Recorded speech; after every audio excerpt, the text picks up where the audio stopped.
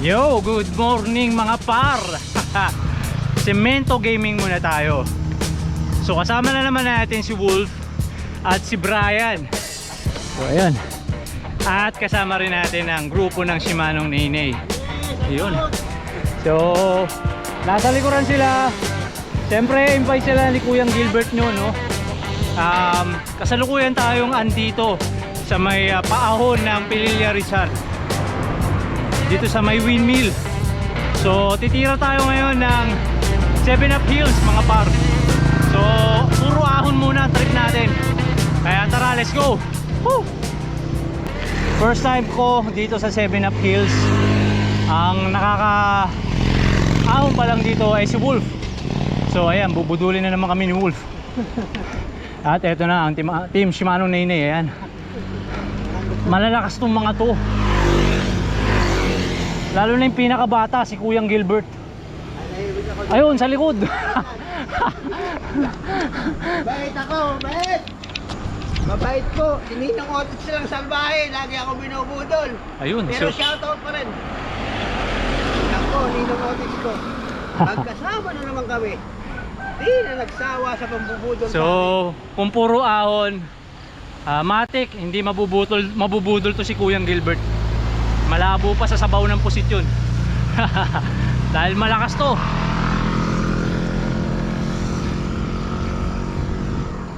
So after ng ahon, pababa na ito, mabitak. Then syempre puro lusong, doon tayo babawi. Kaya tara, ahon na tayo. Woo! Tuloy-tuloy lang tayo sa ahon. Then yung sunod na ito, lusong na sa mabitak. So medyo malaking ginhawa yun.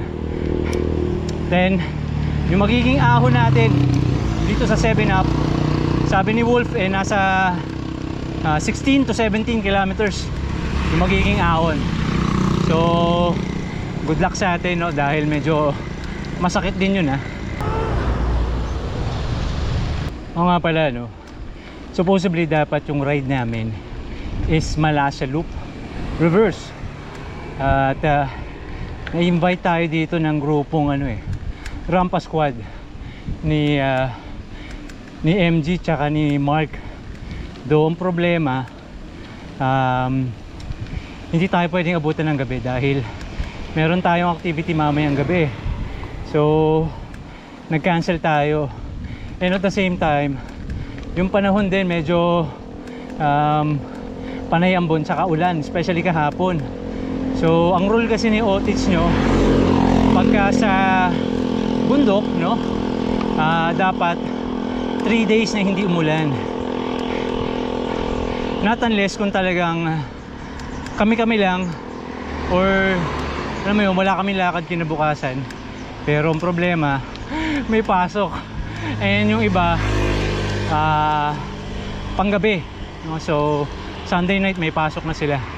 So yun, nag-decide na lang kami na hindi na tumuloy. Dahil nga maraming hindi sa grupo namin makakasama. Pero yung grupong Rampa Squad, push pa rin sila, malalakas sila. Kaya good luck sa inyo. At sana safe at walang aberya yung maging ride nyo, no? Kami baka siguro tirahin na lang namin siya sa ibang araw pagka mahaba yung aming oras. Lusong na mga par. So syempre pagka lusong alam nyo na. Kaya pasok! Woo!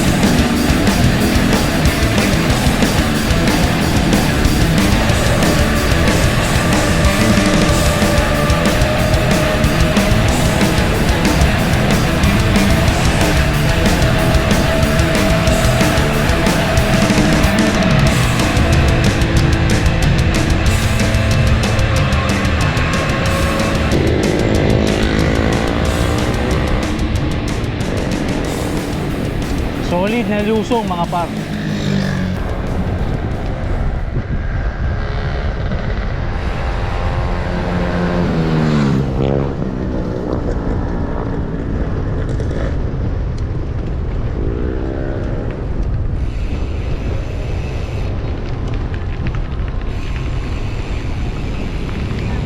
So tapos na yung lusong natin. Waiting lang tayo sa ibang kasama natin dahil nauna kami kay Wolf. So si Wolf lang yung nakakaalam ng daan doon sa pupuntahan namin.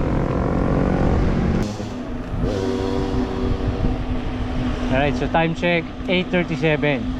So magmula doon sa paglusong natin sa may Mabitak, sa bandang unahan merong checkpoint.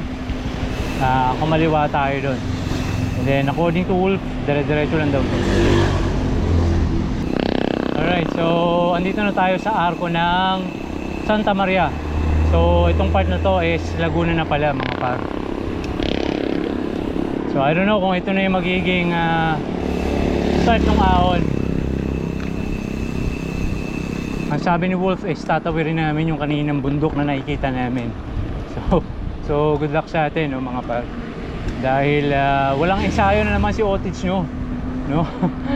Simula nung nag Batman loop tayo, yun na yung huling ride natin. Hindi na tayo sumampa ng bike dahil medyo dinamdam natin yung last pag nung nag ride tayo noon. So tingnan natin kung maaahon ba natin ito na maayos. So balikan ko kayo pag start na yung ahon. Mukhang duguan yung magiging ride sa to dahil yung ating nakasanayang habitat, no, na syudad, eto na yung nakikita ngayon. So hindi natin alam kung ano nga bang ahon na nag-aantay sa atin, pero sabi ni Wolf iikutin daw natin tong bundok na to. So tatawirin natin. So good luck, good luck, good luck, good luck. At ride safe sa amin. So hindi pala uubra ang road bike dito at saka gravel. Do lulusot gravel pero matatagtag. So tingnan nyo naman yung ating eksena ngayon mga par. So yung kaninang mabahay, eto, napapalibutan na kami ng palayan tsaka bundok. Alright, so mukhang eto na yung start nung ahon natin. So yung panahon ay isama, medyo may wisik-wisik ng konting ambon. Pero ang problema, basa yung kalsada at headwind. So tingnan natin kung kaya ba nating ahunin to mga par, no? So time check 9 AM. So eto, tara, ahon na. Pucha, nakatingala yung kalsada. Yung tatlong Shimanong Nainay, oh. Grabe naman kayo, oy. Coach Nay, yung mga bata mo medyo pinapahiya kami dito, Magtitipid tayo dahil mahaba tong ahon na to. Mahirap na walang matira. Grabe. Ang tarik ang puta.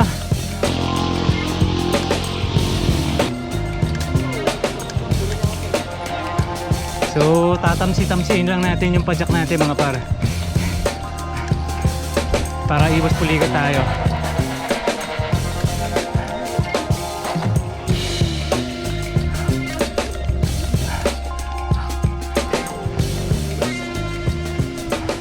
There's always a rainbow after the rain. Yeah. Napakaganda naman noon mga par. Napakaswerte naman ni Otis. Meron tayong naispatang bahaghari mga par. Alright, so andito na tayo sa may 7up Hills na logo. Ito na yung tatlong Shimanong Nainay. Grabe, napakalakas talaga. So picture tayo dito. So yun, nakakita tayo 7up Hills. Ito yung tatlong malalakas. Ayan, oh, ayan. Sila lang po, hindi po ako. Saka to, isa pa to. Ito yung mga pinakabata, yung pa yung mga malalakas. Shoutout, Shimanong Nainay. Love you. Alright, so tapos na tayo mag-picture doon sa may 7up Hills. Ito, start na ulit tayo ng ahon. At time check 9:40 ng umaga. So update nga pala dun sa ating chainring na 36 50 na oval. Medyo napansin ko mabilis mawala sa tono yung ating RD simula nung kinabit natin siya. So I don't know kung yun ba yung effect ng oval na chainring. Baka siguro ibabalik ko yung 34 and then tetest natin kung magiging okay. Grabe ang tarik mga par. Ang konsuelo na lang dito umaambon. Kahit papaano hindi natin ramdam masyado yung init. So sana lang wag na lang tayong pulikatin para matapos natin na maayos. Kaya ito si Otis nyo, 1 to 1 to lang talaga ang padyakan. Tsatsagayin na lang natin para matapos natin na maayos.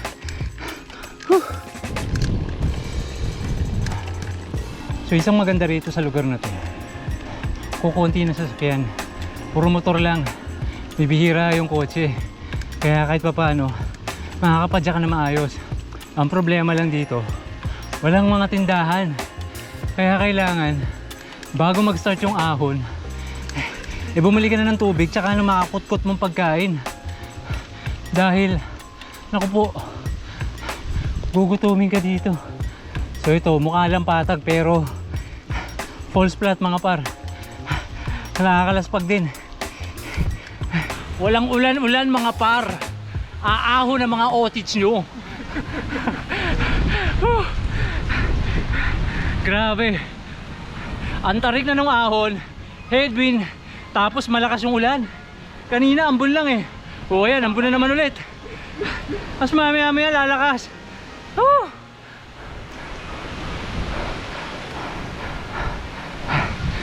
Anyway, ride safe sa amin at ride safe din sa mga nagmala sa loop. Alright, so ngayon naman meron tayong rough road na dadaanan. Medyo matutulis yung bato at yung ating RD ala sa tono lang ya. Alright, so malapit na matapos yung rough road, pero sa bandang una na yon, may nag-aabang naman na matarik na ahon, lintik.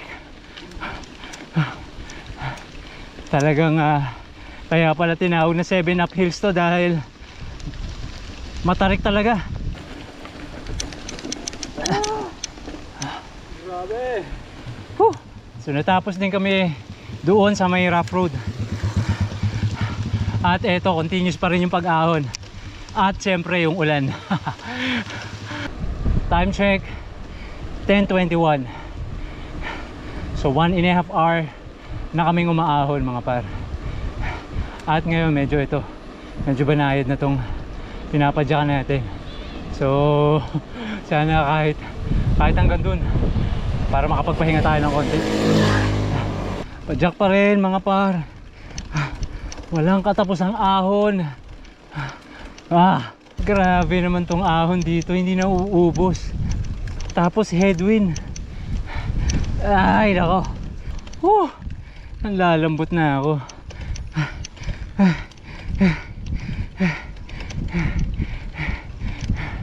Pero kung mainit to, malamang kanina pa ako tumukod or kanina pa ako pinulikat. So marami na akong naririnig na tunog ng motor. I don't know kung malapit na tayo sa Marilaki Highway, pero sana nga malapit na tayo.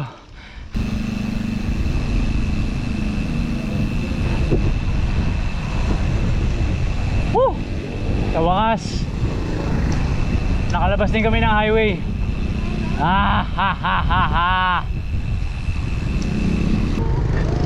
So yun na nga, so nakababa na kami Marilaki Highway. Then yung dalawang tropa from Shimano na yun, pangalan nun? Si JR saka si Romel Papina. Ayun, si JR tsaka si Romel, punta muna ng Arco ng Impanta. So tambay lang muna, abangan namin yung dalawa na nauhuli tsaka yung dalawang tropa na si Romel tsaka si JR pumunta ng Arco. Then tayo siguro baka First time pa lang sa Arco, alam mo. baka mag merienda tayo ng konti. So ride out na tayo mga par. At ang ating oras ay 11:23 ng umaga. So ang napag-usapan, doon na kami sa Sampaloc, kakain ng tanghalian. Lulusungin na namin to dahil baka bigla pa kaming gabihin pagka medyo nagpa-petex pa. So ride safe sa amin. Woo!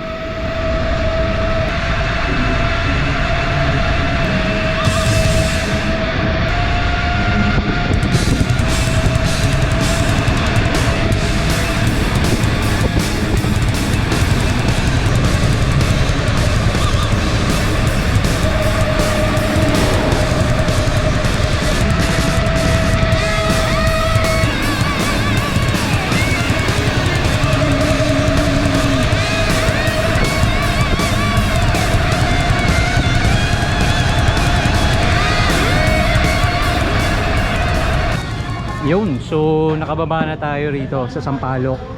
Then, eto, sa karinderya. Hanap tayo ng makakainin. Ayan. Order na tayo ng pagkain. Si Sir, oh. Ito, oh. Ano? Ay, oo nga pala, no? Sige. So, yun. Nakababa na tayo ng Sampaloc. Ito yung mga bike natin. Food trip lang tayo, syempre.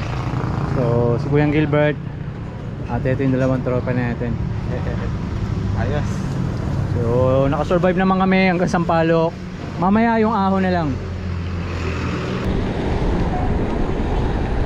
Alright. So back to saddle na tayo mga par. Tapos na tayong kumain. At eto, padyak ulit tayo. So yung susunod na magiging ahon natin is Sampaloc na mga par. Pero dito natin kukunin sa may kanang side, no? Para kahit papano hindi natin masyadong iniisip yung mga sasakyan dahil dun sa part na yun wala masyadong sasakyan na dumadaan. At time check is 2 o'clock ng hapon. So hopefully sana matapos namin to na maaga-aga, no? Dahil tayo ay merong activity mamaya. Ayan, so pagdating dito, yung kaliwa papuntang Teresa, Daranac Falls, diretso Marilake, tayo kakanan.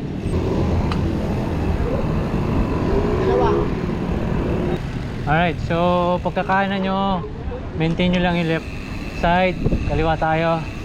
Grabe trick yung araw. Sana umulan na kagaya kanina. Yun, so Martisem na tayo mga par. At nalagpasan na natin yung ahon sa Sampaloc. So pakilala ko lang sa inyo yung mga kasama natin. Si Romel ng si Manong Nene. Yun. At si Master JR, batang bata. Ayan, no? Si Manong Nene din. At syempre yung kuyang nyo at ang pinakabata sa lahat. Yan, si Kuyang G. At syempre yung may pasimuno ng ruta na to. Ayan. So mostly ito na yung may mga kasalanan ng mga nakaraang ruta namin Ayan, yan. Ako na naman! Ayan. So kasama rin na si Sir. Pangalan ni Sir? Jerry at si Sir? JB. So sila yung mga bagong tropa natin na kumasa. At syempre alam nyo na, si Tonton Gutierrez ng Padjak Chronicles. Yan. Pwede mo mag-shoutout ko ya? Oh, sige, shoutout mo. Shoutout nga pala sa aking pinakamamahal na asawa. Me, love you. Sip! So, hindi, ganun talaga kami. Dapat laging good shot sa mga asawa para laging, siyempre, laging payagan mag-rides. So, maya-maya konti, lulusong na kami. Pababa ng Sierra Madre. At dito na rin namin tatapusin tong video na to. Ayan. Dahil medyo masyado na mahaba. At puro lusong naman na yung susunod. So syempre pagka lusong, showcase natin yung magiging lusong natin mamaya.